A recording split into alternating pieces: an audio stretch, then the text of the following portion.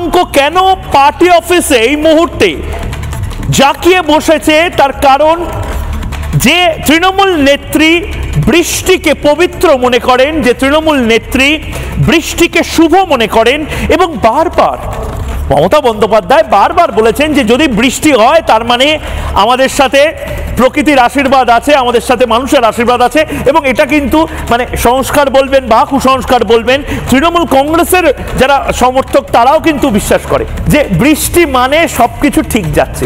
মমতা বন্দ্যোপাধ্যায়ের যে কোনো শুভ কাজের সঙ্গে, মমতা বন্দ্যোপাধ্যায়ের রাজনৈতিক জীবনের সাথে 21শে জুলাইয়ের সাথে বৃষ্টি যেন ওতপ্রোত।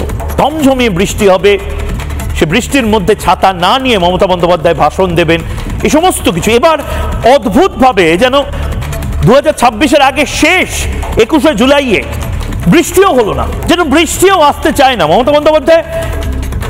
সত্যি কি মানে প্রাকৃতিক কারণ, ওই ম্যাকবেথ বা হ্যামলেট বা শেক্সপিয়ারের যে সমস্ত উপন্যাসগুলো রয়েছে তার মতন তৃণমূল কংগ্রেস এই মুহূর্তে একটা অশনি সংকেত তৃণমূল কংগ্রেসে